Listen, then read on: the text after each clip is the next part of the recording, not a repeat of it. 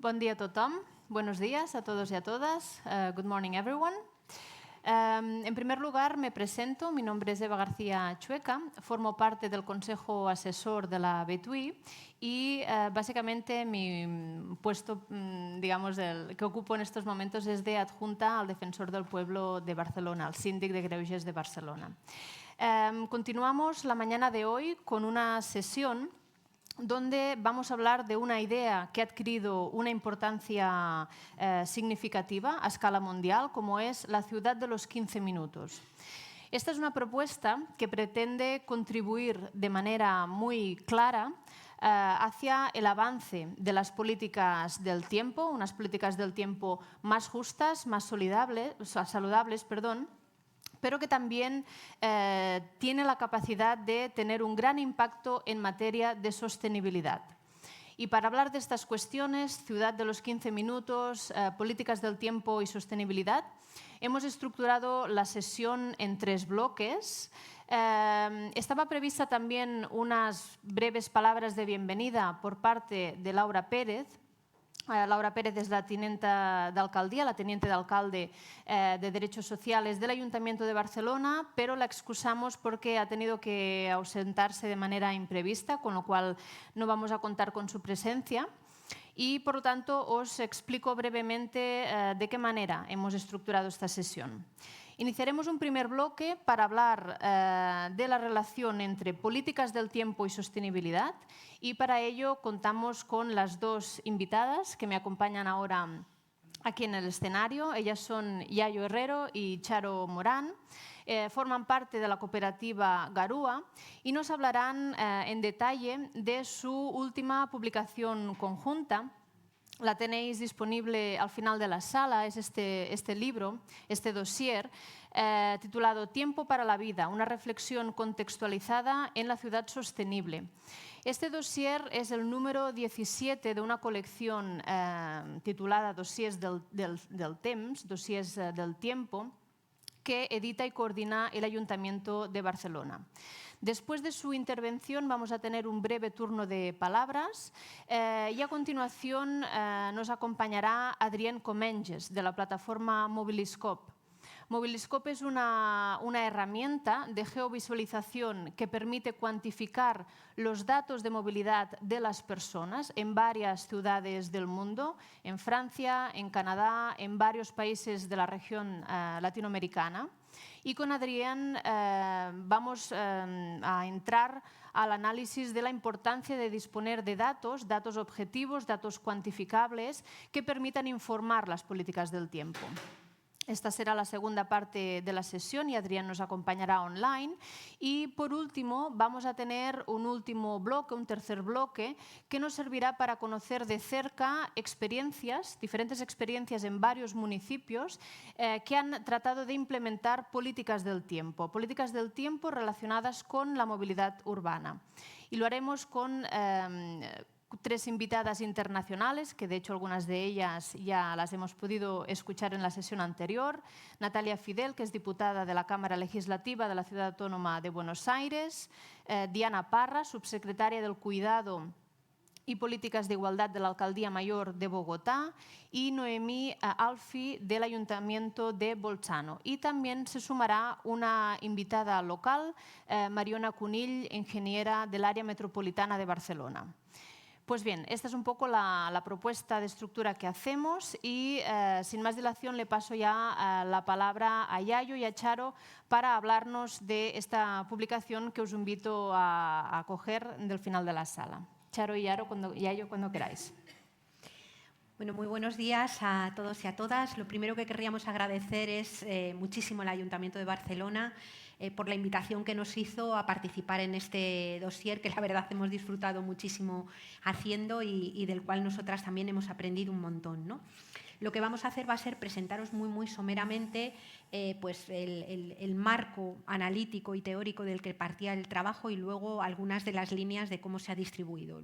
El dossier lo tenéis atrás, lo podéis coger todas aquellas que queráis y a partir de ahí, bueno, pues si se abren diálogos que puedan seguir en el tiempo será magnífico, ¿no?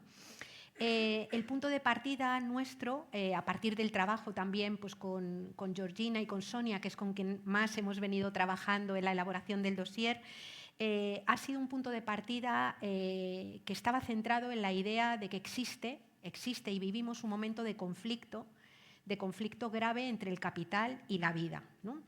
Digamos que nuestras economías, nuestros modelos económicos basados en el crecimiento permanente de absolutamente todo, de la extracción, de la llamada producción, también de la generación de residuos, choca frontalmente con los límites biofísicos del planeta, pero choca también frontalmente con los tiempos limitados y con las vidas vulnerables y necesitadas de lo que somos como especie y como ser vivo y como seres humanos, ¿no? Existe un conflicto motivado fundamentalmente por unas dinámicas que se han venido dando, sobre todo en los últimos decenios, de forma intensa también los últimos 2 siglos, pero insisto, los últimos decenios, ¿no? En primer lugar, lo que hemos llamado la gran aceleración. Cuando alguien contrasta la extracción y el uso de la energía fósil con el extractivismo de minerales, con el aumento de los tiempos dedicados al empleo, con el número de kilómetros que deben de recorrer las personas para hacer su vida cotidiana, con la dificultad, digamos, para atender las necesidades cotidianas de la vida, lo que vemos es que existe una fuerte correlación entre todos esos procesos. Es decir, lo que hemos llamado mayoritariamente y de forma hegemónica progreso, se ha construido sobre el crecimiento muy grande de la población y de sus consumos, sobre el crecimiento de la extracción de materiales finitos, sobre el aumento del deterioro, digamos, de los ciclos naturales que permiten que la vida se sostenga y sobre una intensificación de los tiempos dedicados a sostener cotidiana y generacionalmente la vida, ¿no? Esa situación ha provocado y tiene un sesgo que hay que considerarlo interseccionalmente, pero tiene un fuerte sesgo de género. Digamos que tenemos sociedades en donde mayoritariamente mujeres viven hambrientas de tiempo, donde mayoritariamente mujeres tienen que atender las diferentes dimensiones de la vida, las que tienen que ver con el trabajo productivo, pero también con eso que hemos llamado el trabajo reproductivo, que es atender las condiciones físicas y no físicas que es preciso atender para que la vida humana simplemente se pueda dar, digamos, materialmente y se pueda dar de una forma, digamos, no precaria, ¿no? Las condiciones en las que se desarrolla el trabajo, lo que llamamos trabajo, que viene a ser mayoritariamente el empleo y muchas veces no entra dentro de la consideración de trabajo todas esas tareas que hay que hacer para sostener la existencia y no se pueden dejar de hacer. Digamos que la forma en la que se desarrollan todas esas dinámicas de trabajo, sobre todo en muchas sociedades, en sociedades industrializadas, se hace cada vez más precaria, ¿no? Y esa desigualdad tiene también un importante sesgo territorial. Es decir, cuando analizamos las relaciones norte global, sur global, lo que nos encontramos es que esta velocidad extractiva impacta de una forma muchísimo más brutal en países del sur global, en territorios que están siendo sistemáticamente utilizados como zonas de sacrificio al servicio, digamos, y en beneficio de otros sectores de población privilegiada que, protegida muchas veces por el poder económico, también por el poder político y no nos olvidemos también por el poder militar, sostiene estilos de vida absolutamente veloces en el despilfarro de bienes finitos y de tiempos finitos, mientras que cada vez más gente va quedando fuera, ¿no? Por tanto, podríamos analizar esa situación y esa diferencia desde la perspectiva de clase, desde la perspectiva de género, desde la procedencia. No es lo mismo para las personas migradas que para las que no lo son, no es igual para las personas más mayores que para las que no lo son. Es decir, generando toda una especie de jerarquía interconectada de desigualdades y de violencias y dominios que es preciso abordar, ¿no? Decimos que la dimensión temporal de esta crisis es clave. Es decir, hemos analizado con mucha más frecuencia desde cuando trabajamos desde la sostenibilidad de la vida, la territorial, la que impacta en los territorios, pero la otra dimensión que explica la vida humana, que es la temporal, está presente en ese conflicto entre el capital y la vida, ¿no? Y de una forma intensa. Hemos tratado, para hacer el análisis, es decir, lo que hemos hecho ha sido tratar de explicar en qué medida el tiempo está presente y el uso del tiempo en términos biológicos, en términos ecológicos y en términos sociales está presente en ese conflicto capital-vida, y después hemos intentado establecer un paradigma alternativo desde el que tratar de revisar y hacer una propuesta de transformación. Y ese es el paradigma que hemos denominado de la sostenibilidad de la vida. Vamos, que no es que lo hayamos denominado nosotras y Elena, sino que es un paradigma que ya existe y que es deudor de las miradas de los feminismos comunitarios y decoloniales, es deudor de la economía feminista y es deudor de la ecología política. Y de todo eso es de lo que hemos bebido, ¿no? ¿En qué consiste ese paradigma de la sostenibilidad de la vida? Pues básicamente en reconocer que la vida humana es radicalmente codependiente porque se inserta en una trama de la vida sin la cual no puede existir. Es esa trama de la vida de la que se obtiene energía, materiales, alimentos, agua, es decir, todo lo que hace falta para poder sostener la existencia.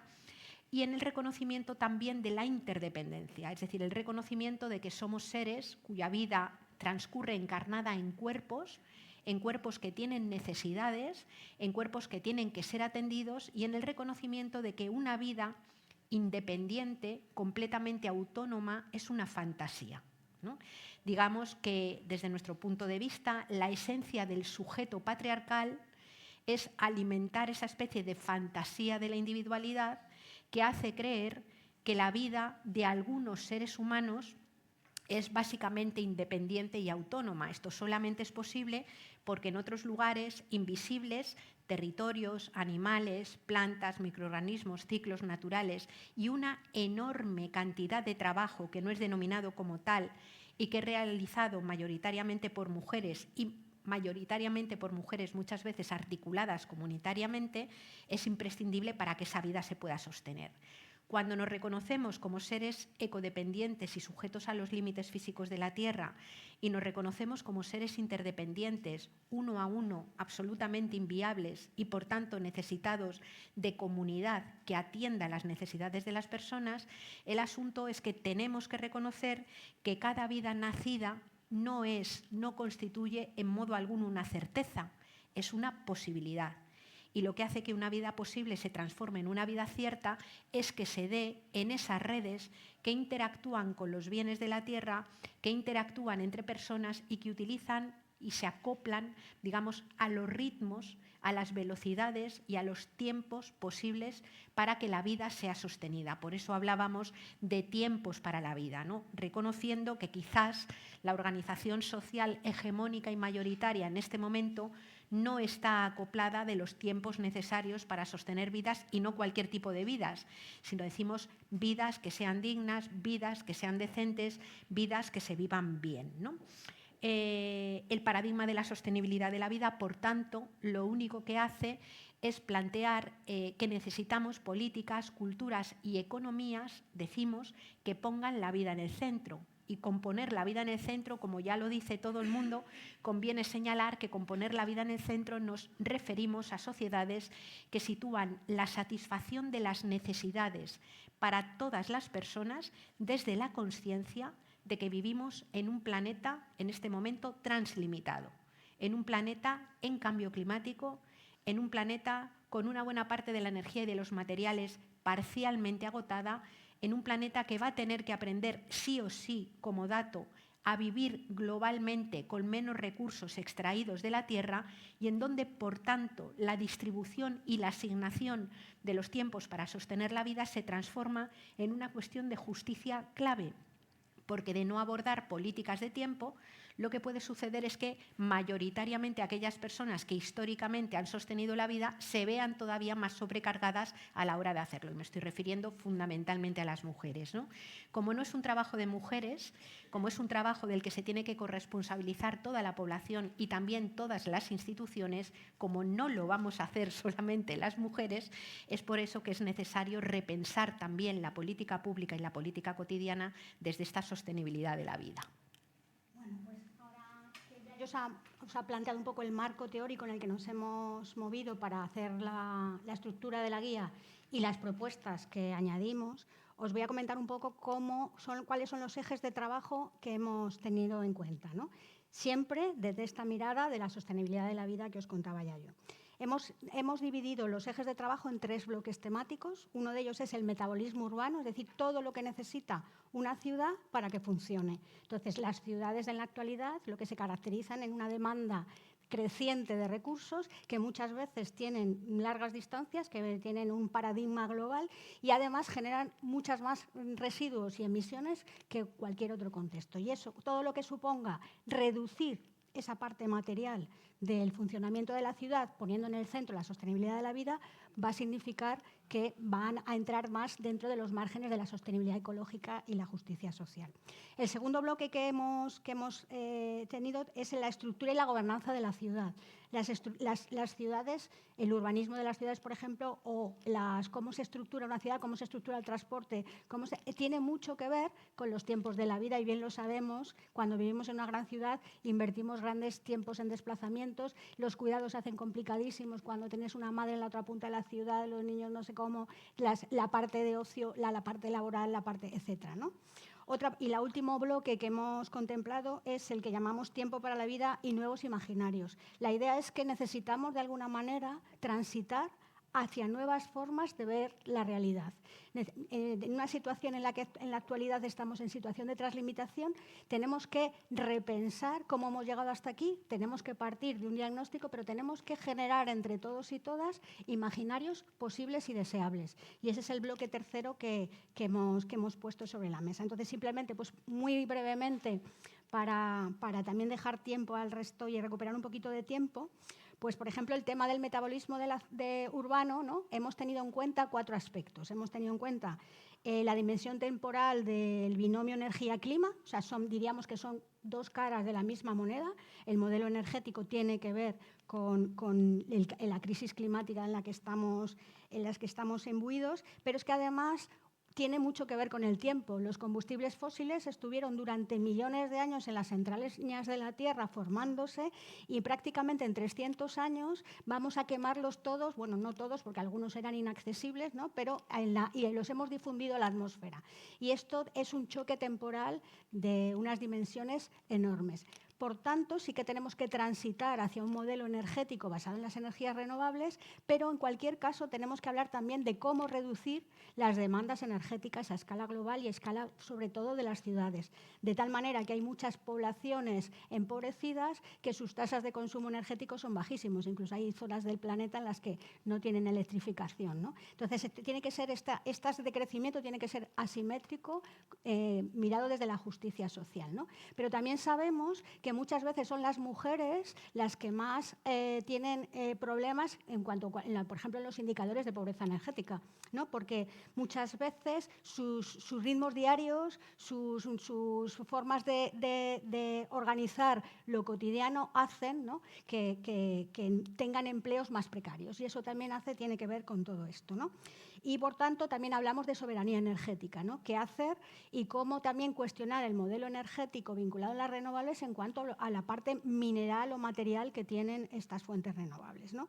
Hemos propuesto simplemente vamos a decir alguna de las propuestas, no vamos a ser exhaustivas en todas ellas, pero, por ejemplo, hemos propuesto hacer una auditoría energética que relacione toda esta mirada, tiempo, energía y género, ¿no? Para que las políticas que se propongan desde los municipios estén acordes con esta mirada de sostenibilidad de la vida.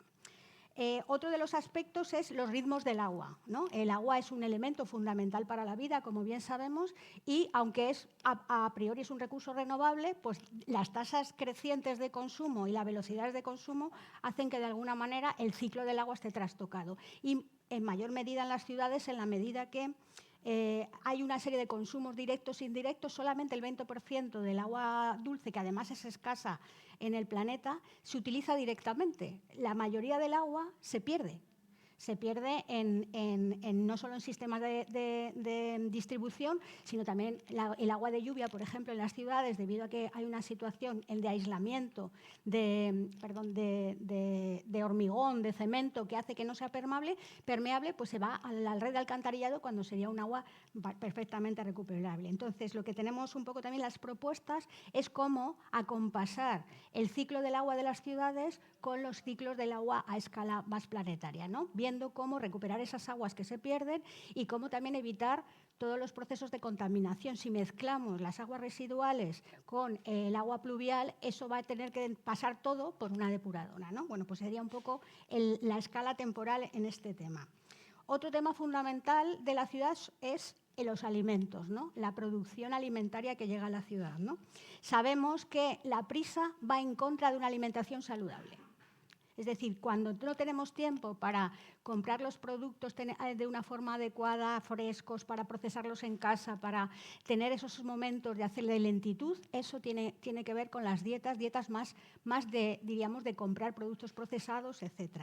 También sabemos que, en especial en este contexto, las mujeres tenemos más hambre de tiempo y que muchas veces estamos comiendo en una esquina algo rápido porque dentro de la gincana diaria, ¿no? de cotidianidad, pues se nos hace difícil, ¿no? buscar ese tiempo fundamental para alimentarnos. Pero también sabemos que el modelo agroindustrial, una de las cosas que caracteriza es que dopa a los cultivos con excesiva cantidad de fertilizantes, pesticidas, para incrementar la productividad y generar varias cosechas en un mínimo espacio de tiempo, ¿no? Tenemos que volver a los ciclos lentos de la vida, a la agroecología, que es otra forma distinta, ¿no? de producir los alimentos y también tener en cuenta la cercanía. Aquí hay un montón de iniciativas municipales de las que tirar, en las que Barcelona está, ¿no? como el Pacto de Milán o la Red de Municipios por la Agroecología, que son ya muchas ciudades que están pensando en cómo abastecerse de alimentos de calidad con escala bioregional, es decir, lo más cercano posible, fomentando también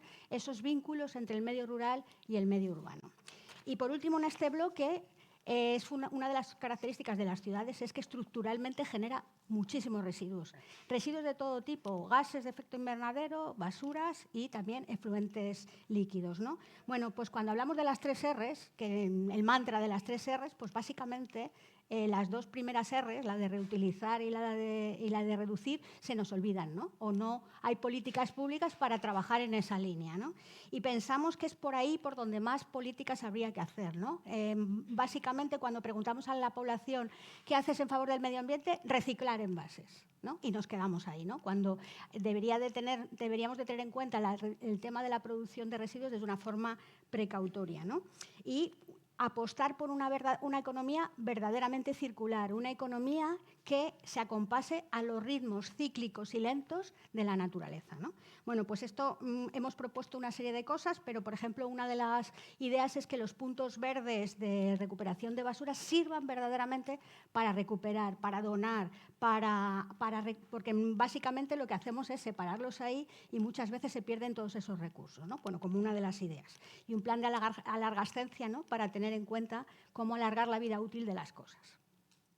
En el segundo bloque, que es el que tiene que ver más con la cuestión de la estructura y la gobernanza, hemos partido también, al igual que en el conjunto del documento, de la necesidad en este momento de unir y hacer conjuntas las agendas de sostenibilidad ecológica, la agenda de justicia y la agenda de tiempo y la agenda de feminismo. ¿A qué me refiero? ¿Y qué hemos utilizado para ello? Pues hemos utilizado una propuesta que se empieza a utilizar cada vez más en ciudades y países, y en concreto la ciudad de Barcelona la ha adoptado, que es la propuesta de la economía de la rosquilla de Kay Raworth, ¿no? Es decir, hay un techo ecológico que no se debe superar, y dentro de ese techo ecológico un suelo mínimo de necesidades que es preciso atender para toda la población, ¿no?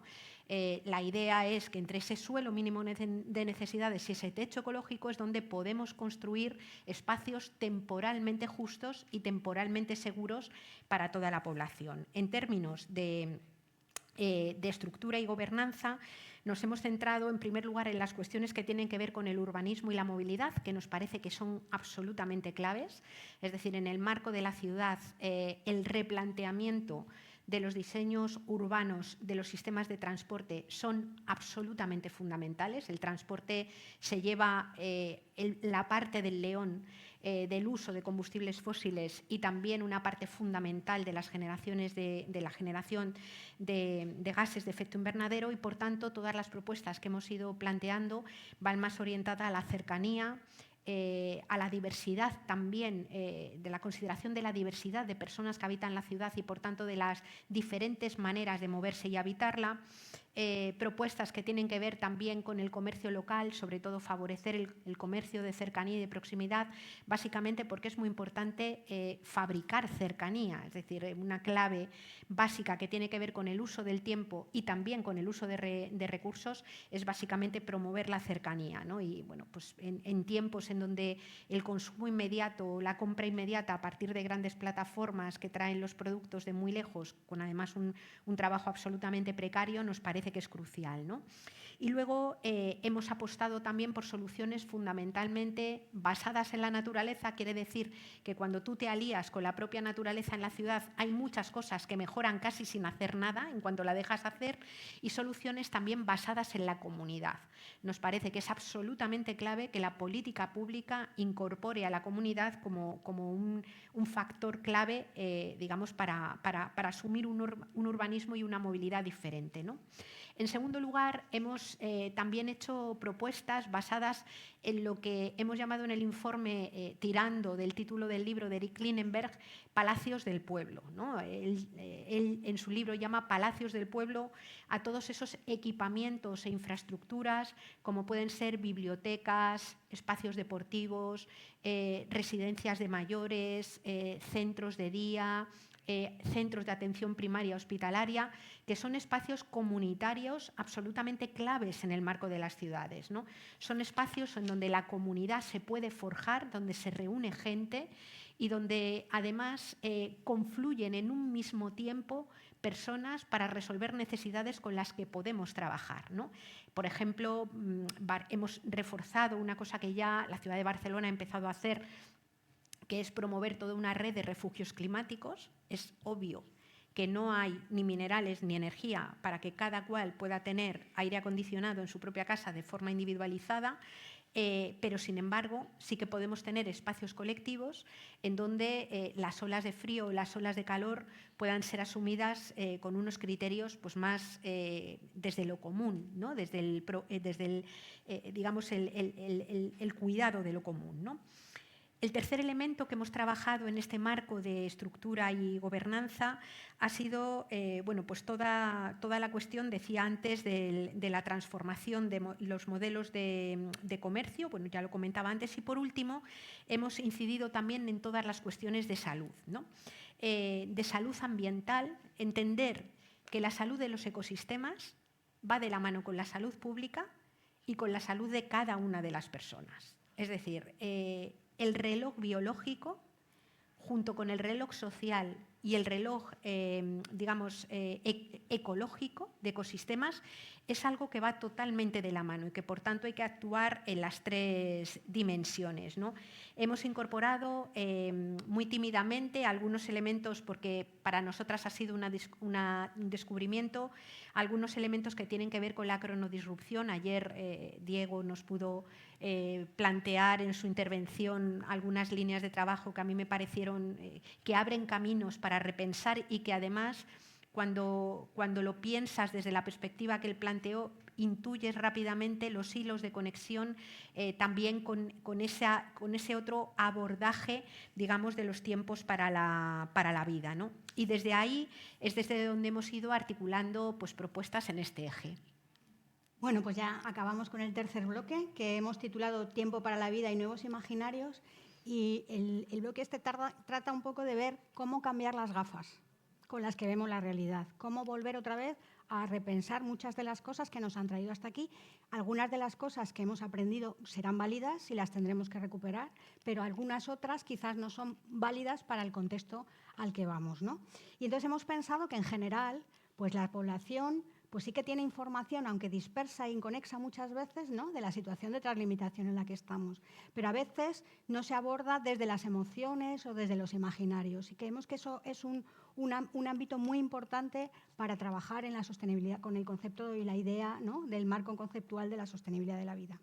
Hemos propuesto tres ejes de trabajo dentro de esta idea. Uno es a trabajar nuevas narrativas y producciones culturales, es decir, vamos a trascender del marco cultural distópico que nos llega muchas veces de que parece que el fin del mundo es lo único posible, y vamos a trabajar dentro del marco más de las ecotopías entendidas como un proceso de un recorrido para una hoja de ruta hacia donde queremos ir, y en ese lado nos vienen un montón de ideas y de propuestas que vienen desde las narrativas, otras narrativas distintas y mucho más empoderadoras, que tengan en cuenta, por ejemplo, lo que también ya yo comentaba de la economía feminista, la economía los ecofeminismos y un montón de disciplinas para trabajar conjuntamente con estas nuevas narrativas, ¿no?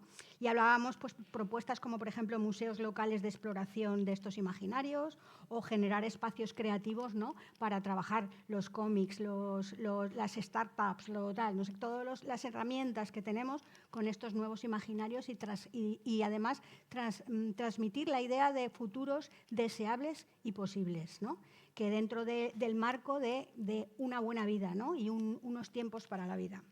Luego, el segundo tema que teníamos era compasar los tiempos de la ciudad con los tiempos cíclicos de la naturaleza. Todos estos procesos que se están llevando a cabo ya en muchas ciudades, ¿no?, de ralentización de las ciudades, pero también de renaturalización de las ciudades, en las que hay muchos espacios de intervención, desde los propios alcorques de la ciudad, de donde están los árboles, hasta los tejados, los balcones, las paredes, pero no solo esos espacios, sino también determinados descampados que hay en todos sitios, volver a trabajarlos desde el punto de vista de la biodiversidad. Espacios, además, que tienen una doble cometido. Primero, cultivar biofilia, es decir, hacernos volver otra vez a la idea de que somos parte de la naturaleza y que dependemos de ella, y que sean estructuras estables con las funciones sistémicas estables, pero también son espacios de cuidados, espacios de socialización, espacios en los que nos sentimos mucho más a gusto, ¿no?, y en las que también combatir patologías de esta sociedad de la prisa.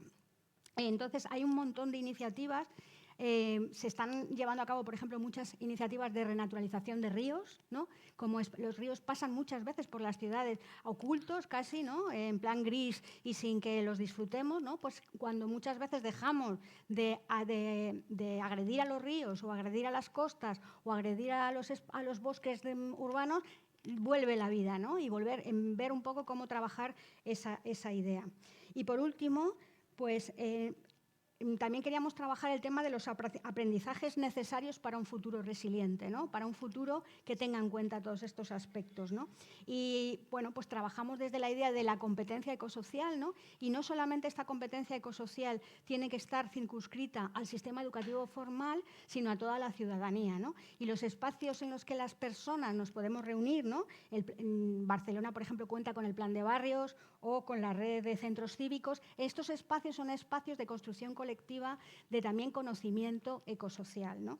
Esta idea de la competencia ecosocial, aparte del saber qué, ¿no?, qué saberes son necesarios de aprendizajes necesarios que tenemos que poner en el centro, también hay que saber hacer, es decir, hay que poner en marcha iniciativas, experiencias, alternativas colectivas que nos sirvan para poder imaginar otras formas de estar en el mundo, y también una forma de ver la realidad que tenga que ver con el saber ser, un planteamiento más actitudinal y ético ante la vida, ¿no? En la medida que interiorizamos esta competencia ecosocial o interiorizamos todos estos aspectos en clave de ganancia, ¿no?, de que merecen la pena y que además nos van a proporcionar unas mejores vidas, también serán mucho más significativos y muchos más estables en nosotras, y huiremos un poco de todas estas, a veces caer en estas ecofatigas, ¿no?, que muchas veces caemos todos y todas, ¿no?, las personas que nos creemos estas cosas, porque de alguna manera las trabajamos en colectivo y hacemos que esto merezca la pena, ¿no?, que el propio camino merece la pena, ¿no?, independientemente de al final si hemos conseguido todos los objetivos o no.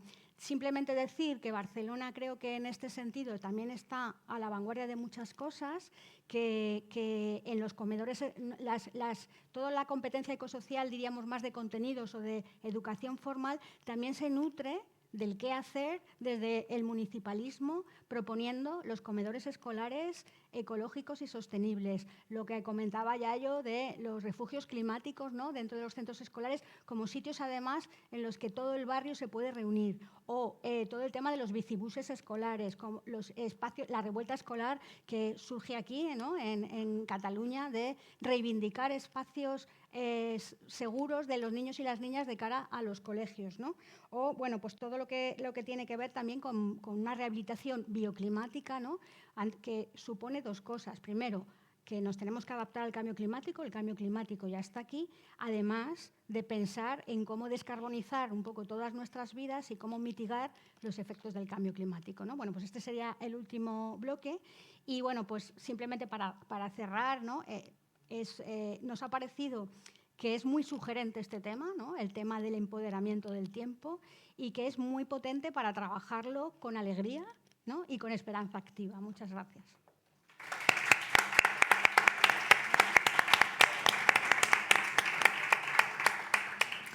Muchas gracias, Yayo y Charo. Yo creo que hemos quedado fascinados y fascinadas con vuestra charla y que al salir de aquí vamos a correr a leer este dossier.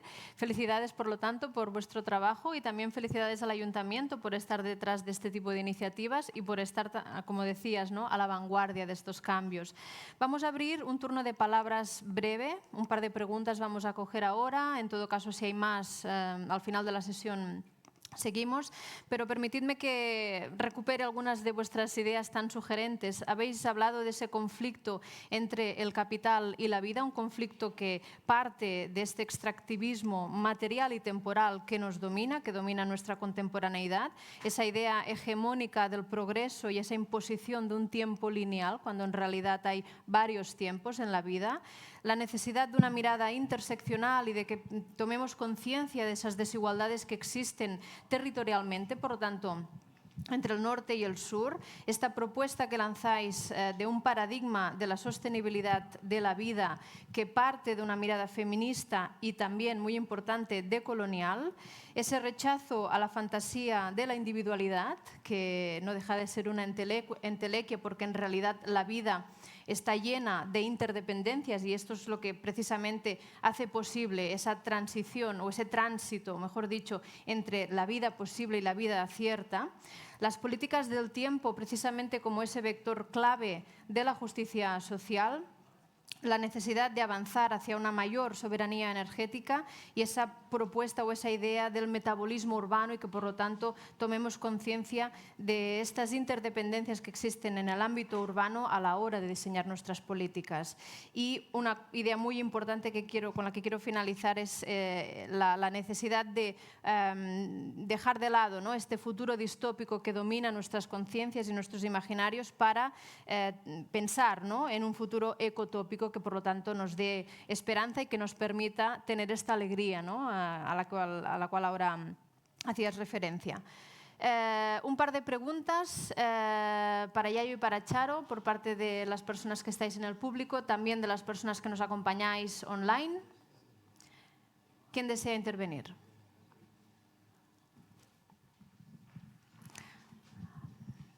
Si te quieres presentar brevemente, así te ubicamos y ya lanzar tu pregunta. Sí, gracias. Soy Marc de la BTUI. Quería preguntaros, al escucharos y al leer un poco el dossier por encima, luego me lo leeré más, me resonaba mucho lo que proponíais con la idea, por ejemplo, de economía del donut y tal. Entonces, ¿cómo creéis que podría relacionarse el tiempo con estos nuevos conceptos de pensar la ciudad o el campo, los municipios, ¿no?, y entendiendo estos dos factores? Vamos a tomar ahora otra pregunta Vale. y luego respondemos conjuntamente. Bueno, muchas gracias, Natalia Fidel de Buenos Aires. La verdad, fascinante sus exposiciones y mucho para pensar y digerir. Empezaron, como bien dijo la presentadora, empezaron hablando del conflicto entre capital y la vida y terminaron hablando del cambio cultural al que tenemos que tender. Y me parecía interesante preguntarles si una estrategia para abordar este cambio de paradigma no puede ser, no solo que no hay tiempo, y vos hablaste de militarlo con esperanza y con alegría, pero también se puede buscar un argumento económico para hacer ese cambio de paradigma cultural, en donde hasta es un buen negocio cambiar de paradigma para fomentar un desarrollo sostenible. Simplemente eso, sí, dentro de la estrategia para cambiar ese paradigma, no entrarle también desde el dinero.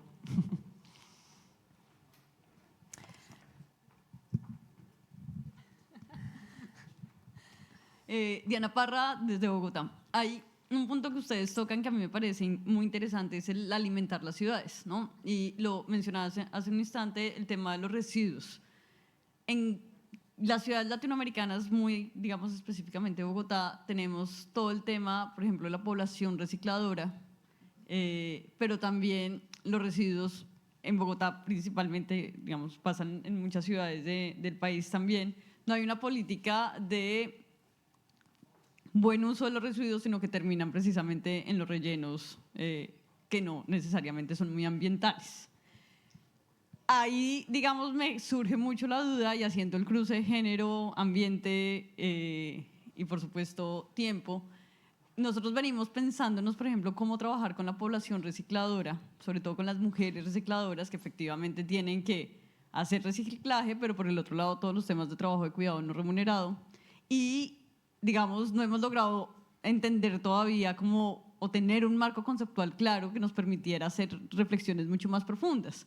Porque cuando uno toca temas de ambiente, ya hemos logrado con el ecofeminismo hacer esa intersección, pero no es claro todavía la intersección, digamos, con la gestión de residuos. O sea, siendo además un tema muy económico hoy en día, muy masculinizado, en donde la reflexión todavía no cabe. Entonces, no sé si ustedes tienen, o sea, simplemente para decirles que me ayuden a desenvolver un poco todo este como problema, porque no es tan claro todavía, al menos, digamos, desde lo que nosotros venimos trabajando, no es muy claro cómo lograr hacer esa intersección entre residuos, temas ambientales, por ejemplo, tiempo y género, porque no se logra, digamos, más allá de lo que pase, por ejemplo, con la vida de una mujer recicladora.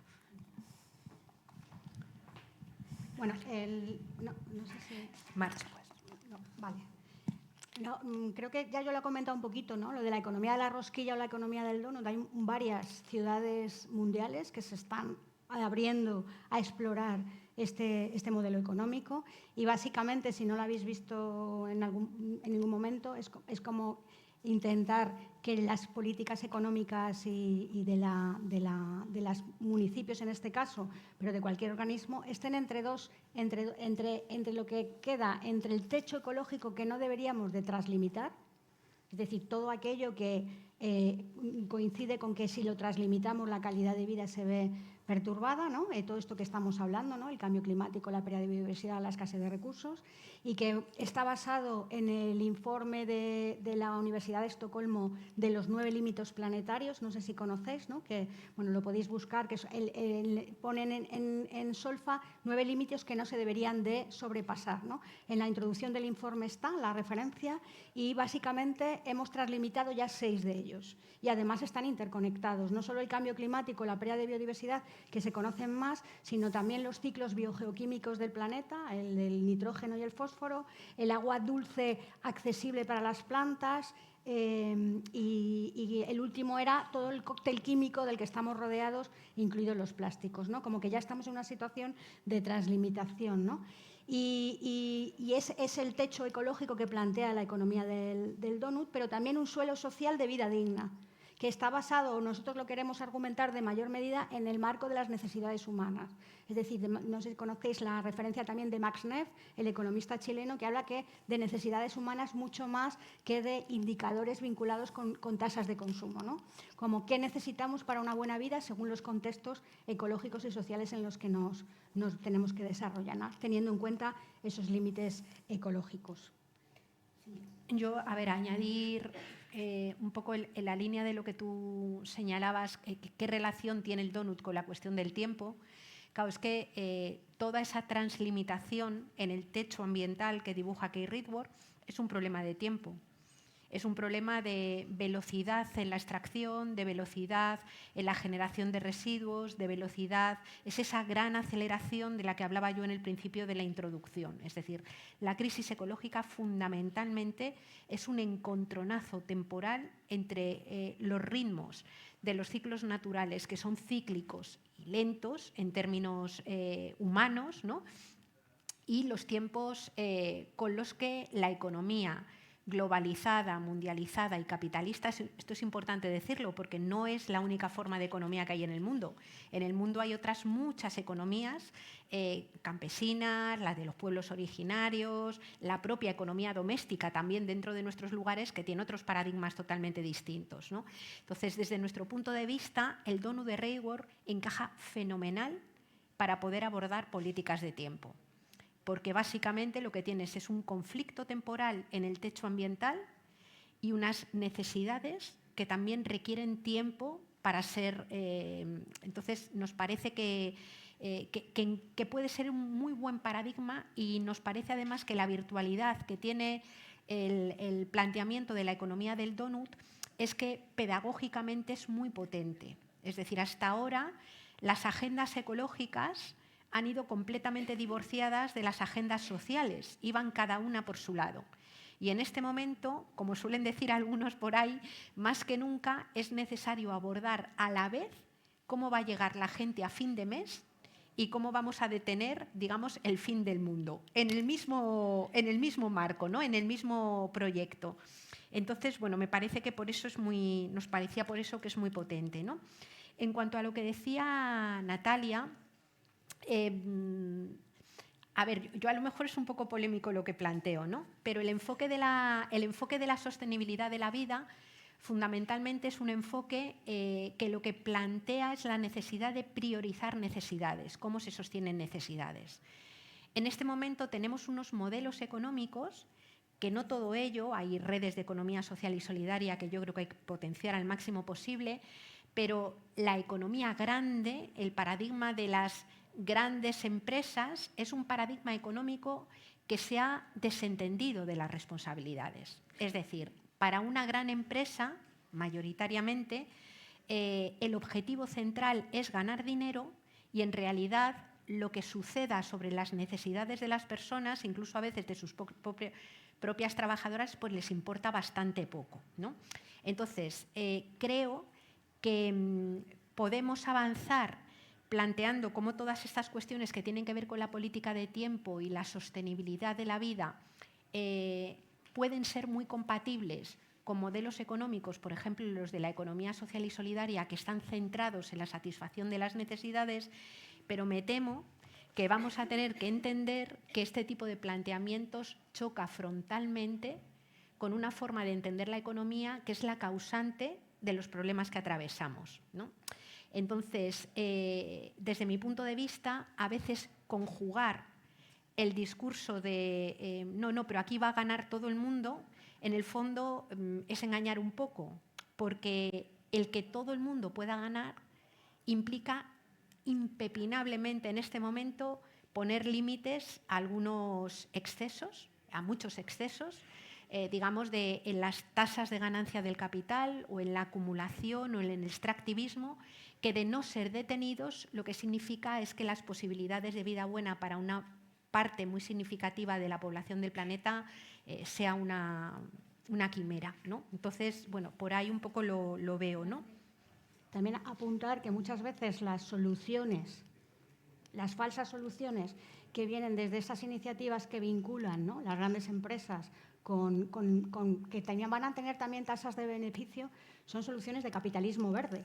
Y estas soluciones de capitalismo verde ni van al origen de los problemas desde el punto de vista ambiental, suelen ser más bien soluciones de final de tubería y tecnológicas, con una carga material y energética también bestial, no universalizables. O sea, tenemos que entender que todo aquello que no es universalizable es un privilegio.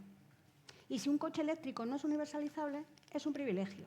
Y si en el actual modelo económico no comer carne todos los días es un privilegio. Entonces, no digo que nos estemos fustigando todo el día, pero hay que ser conscientes de todo lo que no es universalizable. Y creo que las soluciones no van a venir tanto, como dice Yayo, del campo de la gran empresa, como en el caldo de las iniciativas ciudadanas y propuestas, ¿no?, desde las políticas públicas implicadas en todos estos procesos que de alguna manera tengan en cuenta estas cosas. Y luego ya por último, ¿puedo? 2 minutos. Sí. Si quieres comentamos después. Yo conozco alguna iniciativa súper interesante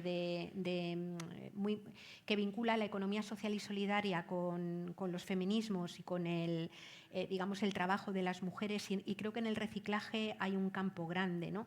Digamos que la historia de las mujeres vinculadas a la economía doméstica, no porque seamos mejores para hacerlo, sino porque el patriarcado ha obligado a que estén más vinculadas a la economía doméstica, es una historia también de aprendizaje de hacer durar las cosas, de aprovecharlas al máximo posible, como pasa también en las culturas campesinas. Entonces, hay una especie de predisposición social por los bagajes y aprendizajes que hemos hecho las mujeres ligadas a la sostenibilidad cotidiana y generacional de la vida, que hacen que, por ejemplo, el cooperativismo o el tema del hacer durar las cosas, el reciclaje y el aprovechamiento estén muy vinculados a la propia práctica y a los propios aprendizajes que han hecho muchas mujeres, ¿no?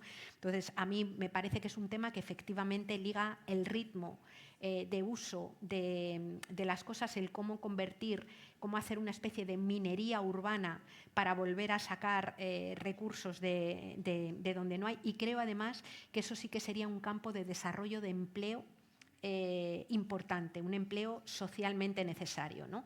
Es decir, el empleo de aprender a separar las cosas. Hay mucha gente trabajando en eso que llaman minería urbana y volver a considerar los residuos como un proyecto, por ejemplo, que a mí me encantó en Andalucía, que lo pusieron en marcha compañeros nuestros. Era un proyecto, se llamaba Tu basura vale un huevo, haciendo un juego de palabras, y lo que se hacía era montaron un gallinero a las afueras y la gente llevaba basura orgánica, es decir, que era la comida de las gallinas, y por cada ciertos kilos de basura orgánica que llevaban, se llevaban huevos, ¿no? Entonces, como que hay elementos como interesantes para poder trabajar esto. Si quieres, luego podemos compartir un poco más para no comernos ahora más tiempo.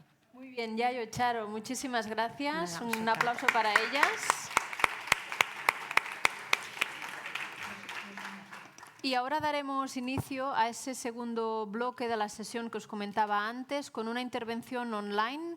A nivel técnico, no sé si está todo listo, pero invitaría a las personas que están en el equipo técnico de poner en pantalla a nuestro próximo ponente. Él es Adrián Comenges, no sé muy bien cómo lo pronuncias, Adrián, pero en cualquier caso, bienvenido, disculpa la demora y la palabra es tuya, cuando quieras. Hola, buen día. Muchas gracias por invitarme. Voy a hablar de una aplicación que se llama Mobiliscope.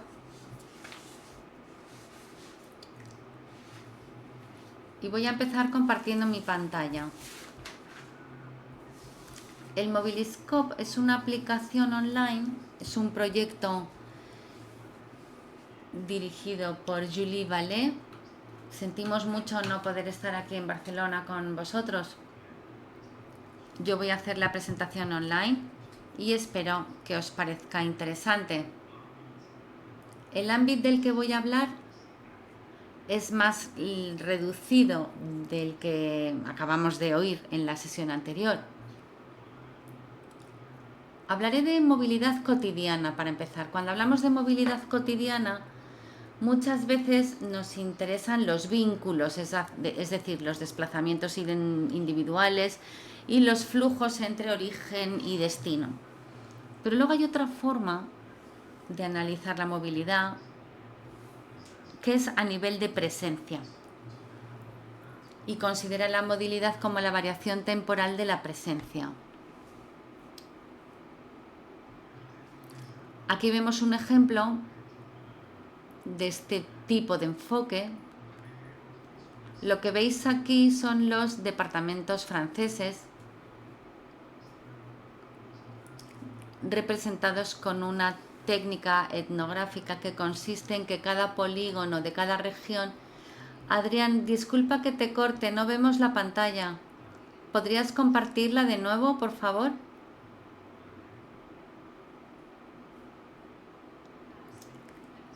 Ahora sí la vemos, gracias. Lo que decía es que nuestro enfoque es considerar la movilidad cotidiana no como un conjunto de vínculos, de desplazamientos o de flujos, sino como una variación temporal de la presencia. Y aquí muestro dos ejemplos. El primero de ellos nos muestra los departamentos franceses. Cada polígono está representado en función a la población. Y aquí tenemos la geometría, entonces. En el mes de noviembre nos encontramos con que la población está presente en cada departamento y no la población residente, y eso es lo interesante de este estudio. En el mes de noviembre, además, no hay vacaciones y por lo tanto lo que vemos más o menos es la distribución habitual de la población residente, mientras que en el mes de agosto lo que ocurre es que todo el mundo huye de las grandes metrópolis, sobre todo de la región de París, y se va hacia la costa. Y esto se ve muy claramente en esta diapositiva. En este estudio hay una diferencia muy importante entre lo que se ha hecho siempre y el enfoque que vemos aquí, que es el enfoque del que estoy hablando ahora, que es que hablamos de población efectivamente presente y no hablamos de población residente, que es lo que obtenemos a partir de los datos del censo de población. En la historia de los estudios de movilidad de transporte, este enfoque parece original, pero de hecho es tan antiguo como el ejemplo clásico de desplazamientos y flujos. Aquí muestro un mapa de un artículo americano y lo que veis aquí es el mapa de la ciudad de Detroit, creo, sí, es Detroit, en 3 momentos: a las 4 de la madrugada, a la izquierda, a las 3 de la tarde y a las 6 de la tarde.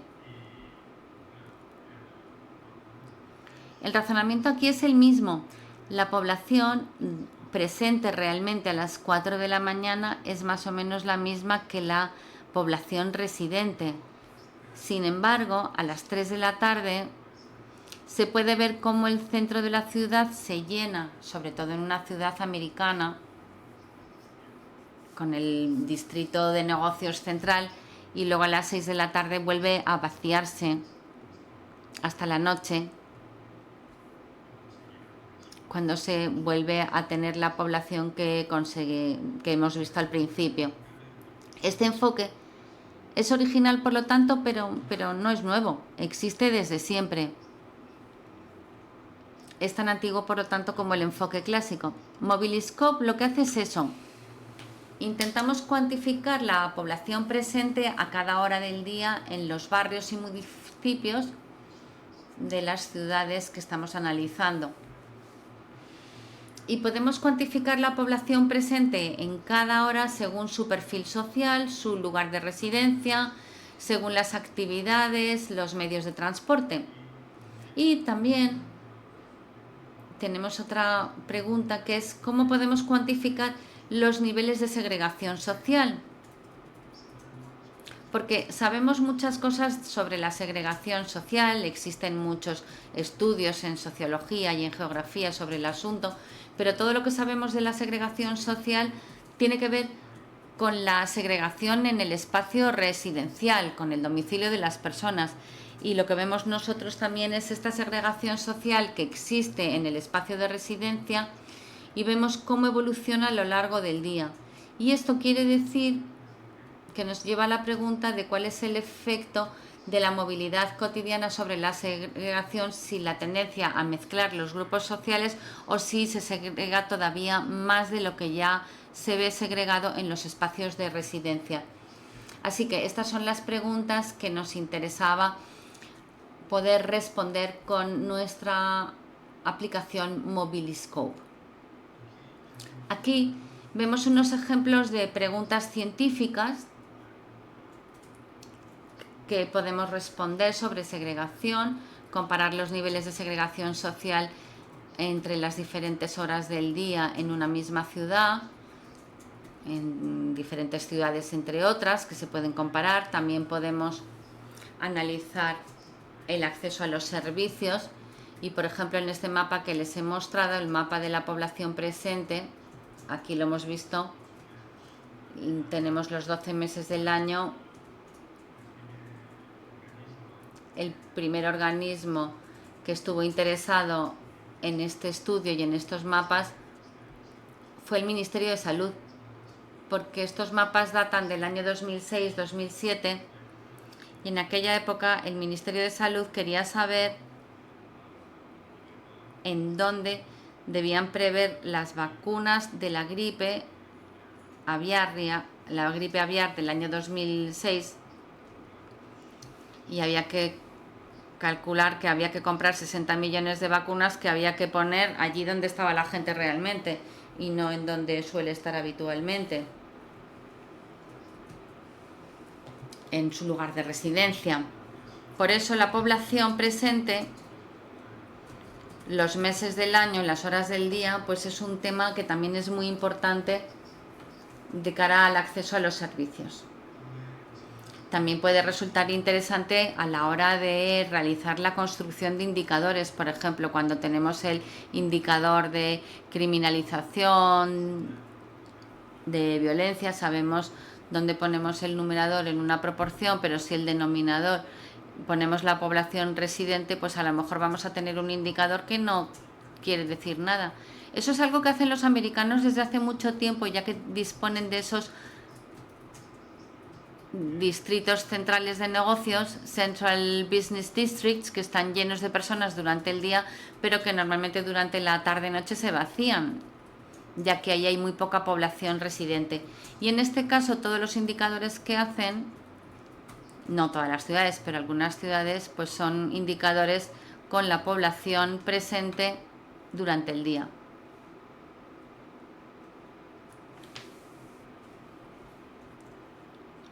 Adrián, vamos un poco mal de tiempo y me comentan que tendríamos que reducir un poco, acortar un poco tu intervención, si es posible. Muchas gracias. Todo esto lo hacemos con encuestas de movilidad cotidiana, que son encuestas que nos permiten saber a dónde va la gente, en qué medio de transporte, y con todo esto estudiamos entonces no los desplazamientos, sino las cosas que se hacen entre desplazamientos y las presencias. Aquí os enseño muy rápidamente cómo es el Mobiliscope. Tenemos una versión en español, se pueden escoger las ciudades. Tenemos una veintena aquí de ciudades francesas, también en Canadá y en Sudamérica, en Bogotá. Y ahora os voy a enseñar rápidamente un ejemplo de París, que es la primera ciudad que hemos analizado. Aquí vemos la línea temporal, se puede escoger desde las 4 de la mañana a las 4 de la tarde. Aquí se pueden escoger perfiles sociales, por ejemplo, la edad, el sexo o el nivel educativo, los ingresos. Y aquí podemos ver la variación temporal del número de personas, así como de la composición social demográfica en cada uno de los barrios de la ciudad. Y a la derecha tenemos unos indicadores y aquí les muestro el indicador que es la respuesta a la pregunta sobre la segregación. Aquí tenemos un indicador que nos dice que la población segregada tiene tendencia a ser menos alta durante el día que durante la noche, lo cual quiere decir que la movilidad cotidiana tiene una tendencia a mezclar y no a segregar más. Bueno, no ahondo más, pero aquí hay muchos indicadores, muchas variables de categorías de perfiles sociales y una treintena de ciudades Y aquí en la presentación podéis ver toda la documentación. Todo esto es de licencia, es de código abierto, licencia abierta. Se puede reproducir. Y también tenemos en la última diapositiva todas las referencias científicas y los artículos que hemos publicado sobre el tema. Gracias. Muchas gracias, Adrián. Gracias y disculpa de Gracias y disculpa de nuevo la demora y el hecho de que te hayamos tenido que cortar un poco. Realmente el trabajo que hacéis desde Mobiliscope es fundamental para poder recoger datos que puedan informar de las políticas del tiempo. Así que felicidades. La tercera parte de la sesión va a ser un espacio para compartir experiencias de buenas prácticas en varias ciudades y para ello vamos a contar con la participación de Natalia Fidel, a la que invito a que se suba a la tarima, diputada de la Cámara Legislativa de la Ciudad Autónoma de Buenos Aires, Diana Parra, subsecretaria de Cuidado y Políticas de Igualdad de la Alcaldía Mayor de Bogotá, Noemi Alfi, del Ayuntamiento de Bolzano, y la Mariona Cunill, del Área Metropolitana de Barcelona. Natalia, cuando quieras, os voy a pedir brevedad. Disculpadme por este papel antipático. Estaba por aquí lo de pasar las diapositivas. Gracias. Pues Natalia, cuando quieras. Bueno, rápidamente. Este estaba ya. Bueno, muchas gracias. Buenas tardes a todos. La última intervención, la última espacio de reflexión y discusión antes de ir a almorzar. Rápidamente los traslado en el espacio, no en el tiempo, a la Ciudad de Buenos Aires. La ciudad, simplemente para ver, caracterizar un poco cuál es la unidad de análisis o desde dónde hablo. La Ciudad de Buenos Aires es una ciudad de 3 millones de habitantes que tiene la particularidad que duplica su población durante el día. Creo que no sé si hay muchas ciudades en el mundo que tienen esa particularidad y está dentro de una región metropolitana en donde se movilizan 15 millones de personas diariamente en el territorio. Entonces, el tema que nos compete hoy, que tiene que ver con la planificación urbana y la movilidad sustentable, es algo en este contexto, por supuesto, que muy estratégico. Aquí no voy a entrar en todos los ejes, pero sí contarles que el jefe de gobierno de la Ciudad de Buenos Aires ya en el 2016 marcó un norte, un rumbo que tenía que ver con definir la Ciudad de Buenos Aires como una ciudad a escala humana, que no es otra cosa que poner a la persona en el centro de la escena y trabajar o priorizar todas aquellas políticas que tengan que ver con la movilización y con la accesibilidad. Y, por supuesto, esto va de la mano con un plan de movilidad sustentable, porque justamente tener un plan sostenible o un plan de movilidad sustentable lo que hace es devolverle a los ciudadanos tiempo para que lo puedan utilizar en aquellas cosas que les gusten. Y aquí tengo algunos ejemplos donde básicamente lo que les quería traer es que se trabajó en un plan de movilidad sustentable para que en las horas pico en los subtes, los subterráneos de la ciudad, haya solamente 3 minutos de demora en promedio. Se trabajó en carriles exclusivos. Ustedes saben que en la Ciudad de Buenos Aires hay muchos colectivos, entonces se desarrolló el Metrobús, gracias a los cuales se desarrollaron carriles exclusivos para que los autobuses pasen por ahí y eso permitió reducir los tiempos de traslado en un 40%. ¿Sí? Antes era de 40 minutos y ahora es de 17 minutos. Y por supuesto, bueno, luego se hizo también el Paseo del Bajo, que eso hizo disminuir el 75% del tiempo de los camiones que pasaban del norte al sur de la ciudad sin tener que pasar por la ciudad, y eso sí significó una reducción del tiempo del 60%, de 60 minutos a 7 minutos en lo que hace a los grandes camiones. Y por supuesto que se fomentó los usos de medios más sustentables y amigables con el medio ambiente, como son las bicicletas, y hoy en la Ciudad de Buenos Aires por día tiene 500.000 de bicicletas de uso, con una red de ciclovías muy extendida de 300 kilómetros. Pero a la vez de una ciudad de los 15 minutos, a la vez de tener un plan de movilidad sustentable, también tiene que tener un plan de centralidades barriales o de descentralización de los servicios públicos, porque los ciudadanos no solo tienen que movilizarse rápidamente, sino que también tienen que tener la posibilidad de acceder a los servicios públicos y realizar trámites muy cerca de sus casas. Y así es como tanto los centros de salud de la Ciudad de Buenos Aires como las escuelas, donde por supuesto hubo mucho trabajo para aumentar las vacantes en el sur de la ciudad, donde había faltantes, se trabajó en eso, en que los trámites puedan desarrollarse dentro de las 15 comunas, donde haya oferta de salud y educación en los distintos barrios de la ciudad. Y lo último es un mapa del cuidado que fue un resultado de la encuesta del uso del tiempo, donde allí se pone toda la oferta que hay de los cuidados, tanto para la primera infancia, para las personas mayores, para las personas con discapacidad y además los cursos de capacitación que hay para las personas cuidadoras para que puedan ser certificadas como personas cuidadoras para atender lo que ya se habló tanto en este congreso, que es la pobreza del tiempo de las mujeres. Aquí decir que también hubo una evolución, luego esa planificación de la ciudad a escala humana o la ciudad cercana, la ciudad de los 15 minutos, en donde entre el 2022 y 2023 los propios planes de gobiernos estos 5 ejes tienen que ver con los 5 ejes de desarrollo sostenible de los objetivos de desarrollo sostenible, pero los propios planes de gobierno están definidos en función de tiempo y esto lo traigo a colación donde no voy a mencionar cada uno, pero desde los días que hay, los 192 días de clases, hasta poder tener red de bienestar integral a 15 minutos de tu hogar, hace el cambio cultural en donde los propios ciudadanos se empoderan y pueden empezar también a ejercer su derecho al tiempo y a tener estos servicios de calidad cerca de sus hogares. 1 minuto más, 2 minutos más, dos filminas más. Esto simplemente lo traje a colación. Este es un proyecto que se desarrolló junto al Programa de Desarrollo de Naciones Unidas, donde lo que quiero mostrar es que no nos quedamos con la foto del 2016 de la encuesta del uso del tiempo, que después en el almuerzo voy a poder desarrollar un poco más, contarles los resultados porque tuvimos muy poco tiempo, sino que también en la película generamos proyectos innovadores como este, que es dentro de un barrio vulnerable de la Ciudad de Buenos Aires, como es el barrio de Rodrigo Bueno.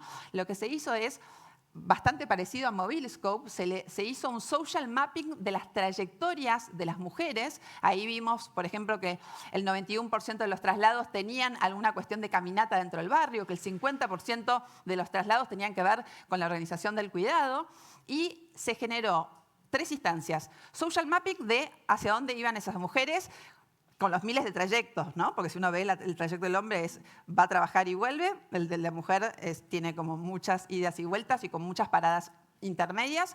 Y luego se puso una instancia de encuesta donde esa mujer no solo se le seguía el trayecto, sino que además se le preguntaba cuál fue tu experiencia al hacer este traslado, qué ibas a hacer y luego se hicieron talleres participativos para generar intervenciones específicas en lo que hace a mejorar ese traslado. Por ejemplo, se cambiaron las paradas de los colectivos y también la seguridad de las mujeres, porque ellas expresaban en qué lugares habían sentido inseguridad y, por supuesto, una política en contra del acoso callejero de las mujeres. Para terminar, esto lo puse al principio, pero un poco, si quieren, mi rol aquí como diputada de la Ciudad de Buenos Aires es también dar un mensaje de esperanza, no tan sostenible, pero que es políticamente valioso dar esta argumentación sobre la dimensión política del tiempo, porque si hay algo, por ejemplo, cuando yo les conté que en el año 2020 sancionamos la encuesta del uso del tiempo por ley, eso se votó por unanimidad. Y muchos de los proyectos que ustedes ven ahí, yo soy autora de la ley de encuesta del uso del tiempo, y de muchos de esos proyectos se votaron por unanimidad, porque no hay grieta a la hora de trabajar en lo que algo que me parece que estamos todos de acuerdo, que es cómo fomentamos la corresponsabilidad en las tareas del cuidado, y eso con el régimen cambiar el régimen de licencias familiares y licencias de adopción lo hemos logrado. Y lo interesante con este último punto es que es políticamente beneficioso si ustedes quieren promover estas políticas de tiempo en sus legislaturas o en sus ciudades. Y lo más importante es pensarlo como un ecosistema, no solo como una política aislada que listo, me quedo con la estadística del tiempo y nada más, sino también pensar cómo esto se retroalimenta otras políticas que tienen que ver con los sistemas de indicadores de género, el mapa de cuidados y, bueno, por supuesto, todas las nuevas dimensiones de salud, sostenibilidad que nos están abriendo ustedes aquí en este foro. Así que muchas gracias. Muchas gracias, Natalia. Gracias. Pues vamos a dar un salto, vamos a ir al otro lado del océano para escuchar la experiencia del área metropolitana de Barcelona de la mano de Mariona Cunill. Moltes gràcies. Bueno, ara això sortirà sol o què? El equipo técnico tiene preparado el cambio de... Vale. Molt bé. Bé, doncs res, com que tinc 5 minuts, us he vingut a explicar... Como tengo 5 minutos, les voy a explicar 5 cosas. Voy a ir lo más rápido que pueda para no complicarlo demasiado y aturullarles. Vengo en representación del área metropolitana de Barcelona, concretamente del área de movilidad, transporte y sostenibilidad. Y este es un mapa del área metropolitana de Barcelona. Tenemos 635 kilómetros cuadrados, 2,5 millones de habitantes y, como ven en esta imagen, tenemos un territorio muy diverso, desde ciudades muy compactas a áreas que son mucho más dispersas, áreas verdes, bosques y zonas agrícolas también. Por lo tanto, la movilidad en estas poblaciones diferentes, que son 36 municipios, no lo he dicho, de la ciudad de más la ciudad de Barcelona, pues son realidades muy diferentes. Primer dato.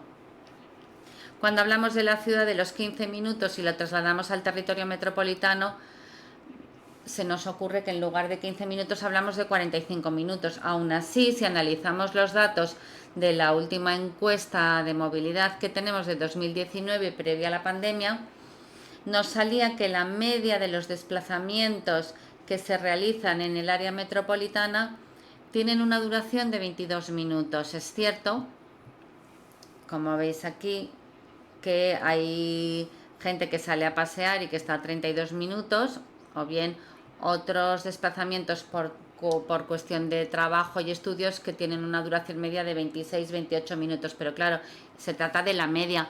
Si nos ponemos a analizar en poblaciones más extremas con diferentes distancias a la ciudad de Barcelona, probablemente estos tiempos aumentarían.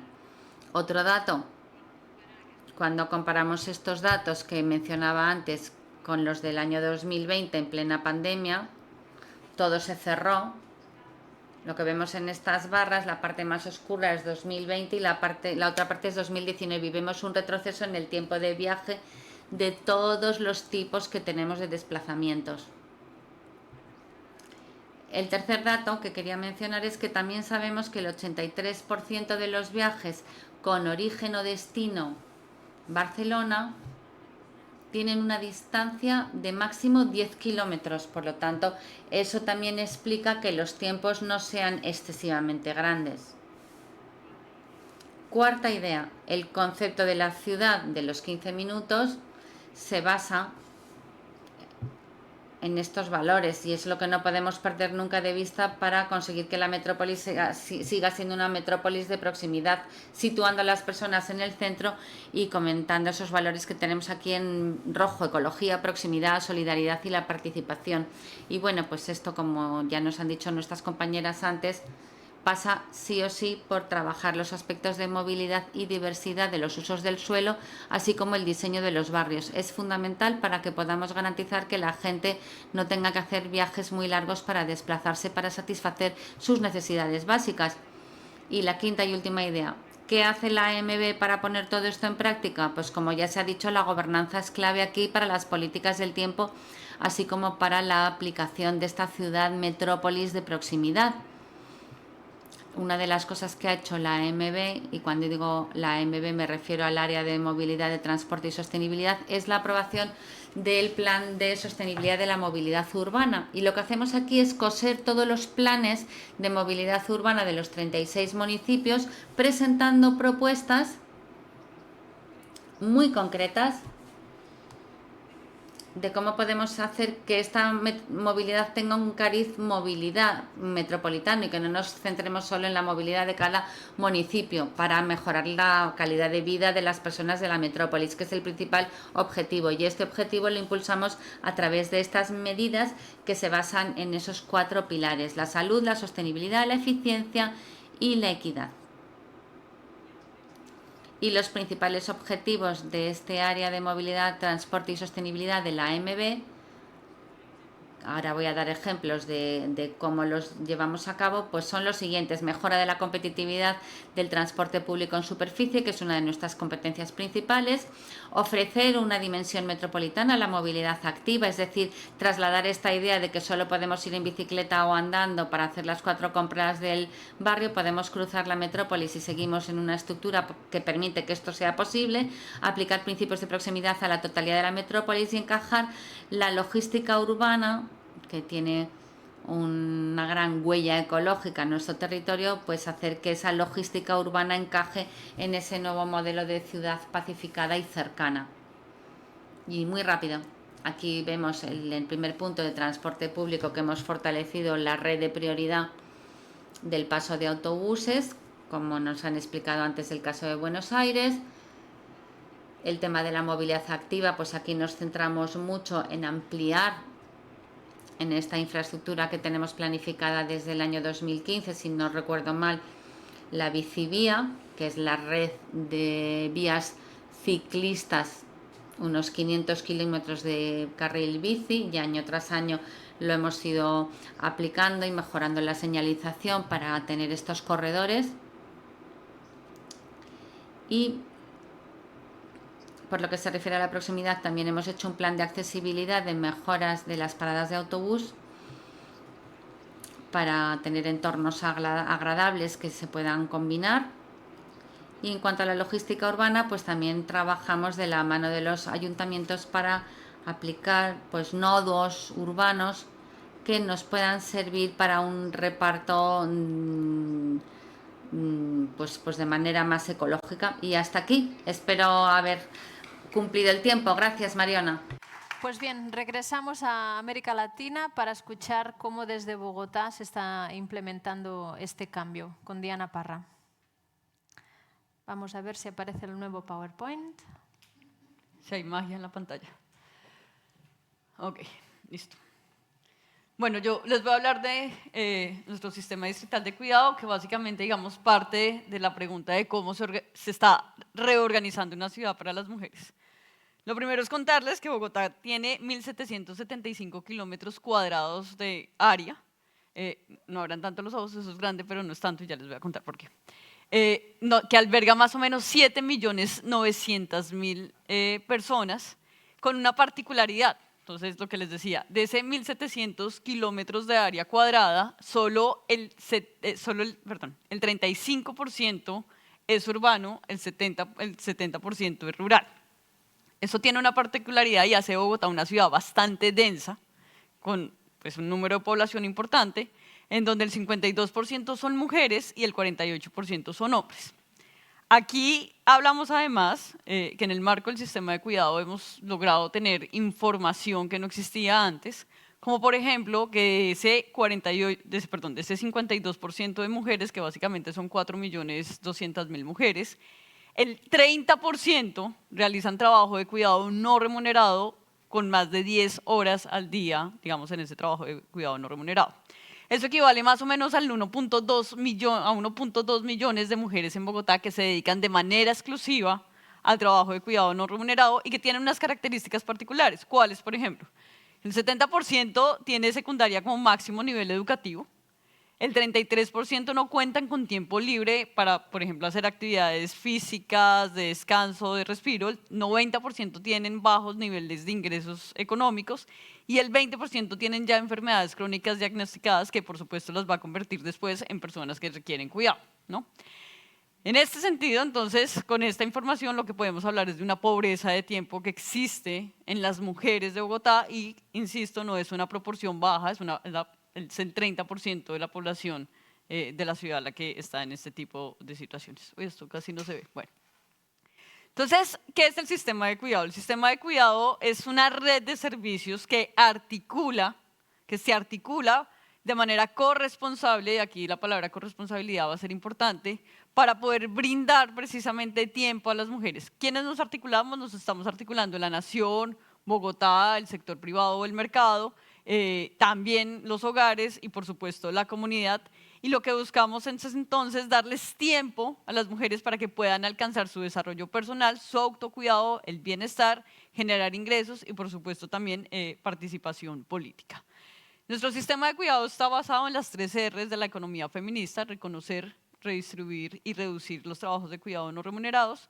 Y lo que hacemos es que brindamos diferentes servicios que, ya vamos a ver, se brindan de manera simultánea. ¿Qué servicios brindamos para las personas cuidadoras? Son servicios, digamos, absolutamente nuevos, no existían. Aquí vamos a dar servicios de educación, de respiro y de generación de ingresos. Y para las personas que requieren cuidado, lo que hicimos fue articular servicios sociales que ya existían en la ciudad, potencializarlos, ampliar los horarios y, por supuesto, llevarlos de manera cercana también a las personas.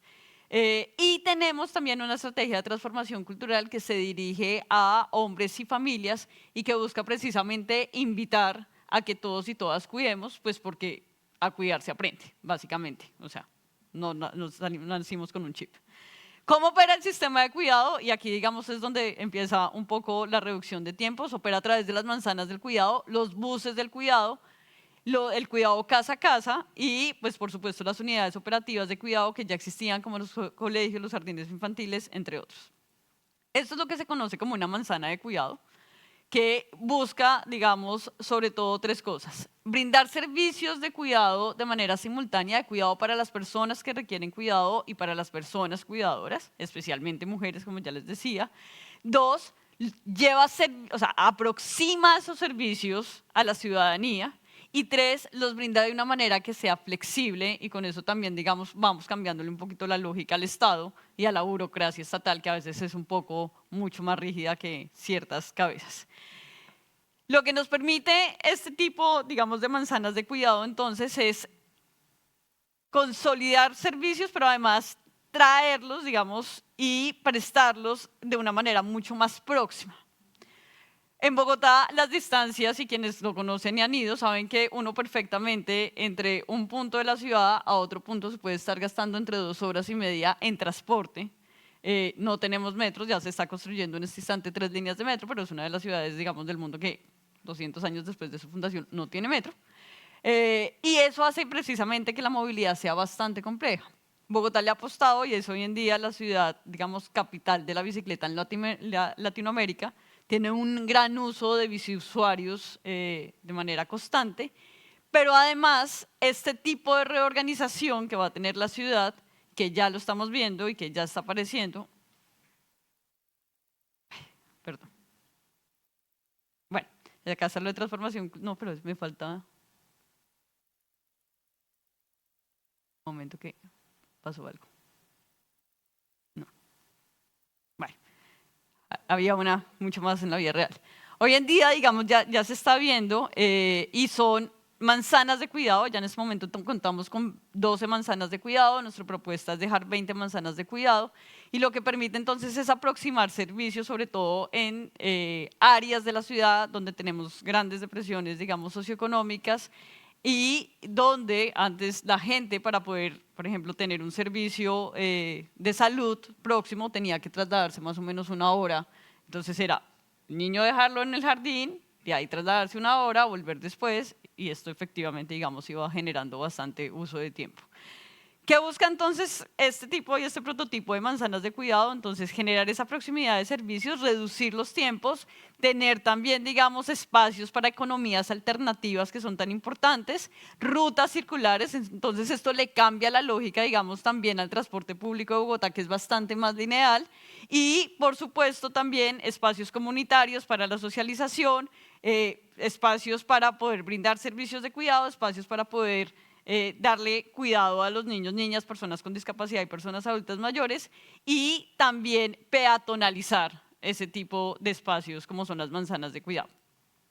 Lo otro con lo que contamos, que les decía, no sé qué pasó, bueno, lo otro que les contamos son los buses del cuidado. ¿Por qué son importantes los buses del cuidado? Porque Bogotá, al ser tan grande, no, digamos, y al tener tanta ruralidad, no funciona solamente un modelo operativo como las manzanas del cuidado, sino que tenemos que llevar los servicios a la ruralidad también. En la ruralidad las distancias incluso son mucho más amplias entre una vereda y otra vereda, que serían como mini provincias. se puede estar gastando una persona entre 3 y 4 horas, digamos, de desplazamiento. Entonces, los buses del cuidado llevan los mismos servicios que se brindan en las manzanas de cuidado a la ruralidad e incluso a zonas de la ciudad donde todavía no tenemos manzanas de cuidado. Y el cuidado casa a casa también va a permitir eso. Entonces, sabemos que hay personas que requieren altos niveles de apoyo de cuidado, lo que implica que la persona cuidadora, o sea, segundos, lo que implica que la persona cuidadora efectivamente no puede salir de su casa, entonces llevamos el cuidado casa a casa también. Y ya, yo creo que con eso puedo terminar. Y lo último es pues contarles que, como les decía, actualmente Bogotá tiene 12 manzanas del cuidado. Este es el croquis de Bogotá, 1.775 kilómetros cuadrados. Nuestra propuesta es dejar 20 manzanas del cuidado, es decir, en cada una de esas divisiones que ustedes se encuentran habría una manzana de cuidado, excepto en Sumapaz, que es otra localidad, que es la que lleva la ruralidad. Sumapaz es el páramo más grande del mundo, en donde tendremos buses, y ya tenemos buses de cuidado.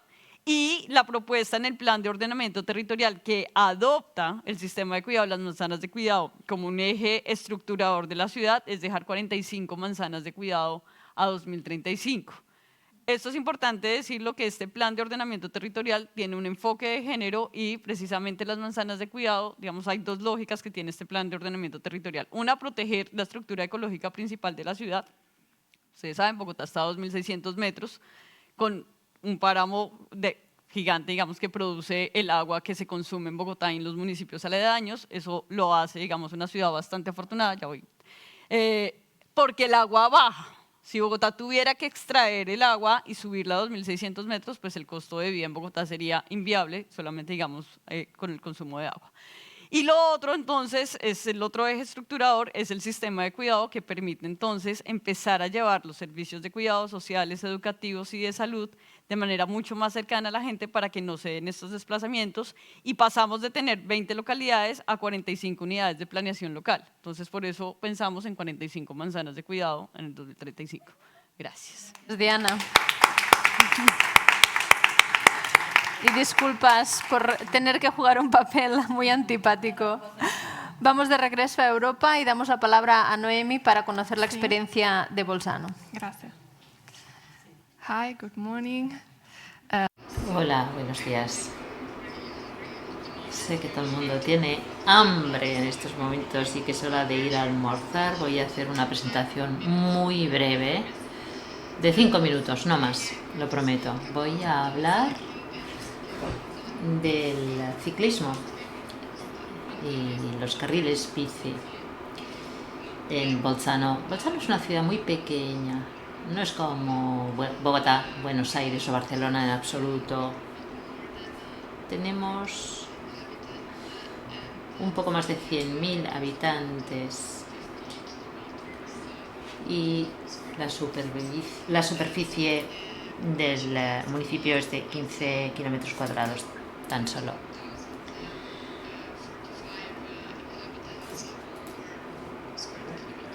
Con una densidad de 2.045 habitantes por kilómetro cuadrado. Tenemos actualmente unos 70 kilómetros de carriles bici. En 2002, cuando se lanzó el primer plan de movilidad ciclista, el número de desplazamientos en bicicleta era de 17,5%. En 2021 este porcentaje había aumentado hasta el 26%, y nuestra ambición es aumentar este porcentaje hasta que alcance el 34% en pocos años. ¿Qué hacemos para que se use más la bicicleta en Bolzano? En primer lugar, hay una red de bicicletas compartidas, de bicicletas tipo Bicing, bike sharing. También hay unos talleres de reparación de bicicletas que están repartidos por la ciudad y son gratuitos. Hay muchas estaciones para aparcar la bicicleta alrededor de la ciudad, en toda la ciudad, donde es seguro dejar la bicicleta. Y fomentamos el uso de la bicicleta organizando actividades o eventos que voy a explicar.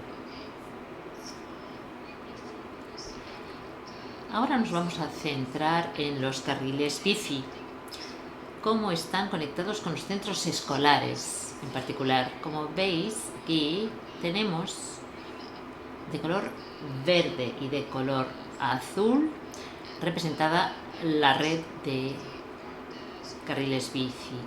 Los círculos de color azul son los centros escolares.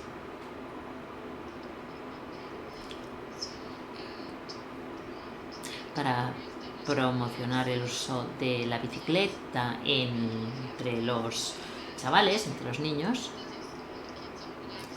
hemos promulgado un programa llamado Kids on Bikes. Los niños de las escuelas primarias son invitados a traer su bicicleta al evento. Entonces completan una ruta y se les proporciona pues una licencia, un permiso de bicicleta al final de la jornada. Es una buena oportunidad para estos críos de asegurarse de que sepan utilizar la bicicleta de forma segura. Son los primeros pasos en los que ellos conocen o son introducidos en el uso seguro de la bicicleta. Hay otro evento que organizamos, se llama Bolzano by Bike. Es una jornada en el que la circulación en automóvil está prohibida. Solo se puede ir en bicicleta. Y entonces muchas familias se suman, participan en este acto y se organiza también una rifa al final de la jornada. Pueden ganar una bicicleta. De nuevo, siempre para fomentar el uso de la bicicleta. Ahora volvemos a los estudiantes y ahora me referiré a los institutos de secundaria. En 2018 hicimos un estudio, una encuesta entre los estudiantes de secundaria y les preguntamos cuál sería su puntuación de la red de carriles bici de la ciudad. La puntuación en términos generales fue muy buena, pero como nos preocupa mucho la seguridad de estos desplazamientos, organizamos un tour de la ciudad y introdujimos algunos cambios. Entre 2018 y 2020 hicimos algunos cambios en la configuración de los carriles bici. Aquí vemos un ejemplo de ello. Vemos un cruce peligroso para los usuarios de bicicleta. Como pueden comprobar, aquí hay un cruce de varias calles y pasan coches, pasan automóviles, aparte de bicicletas.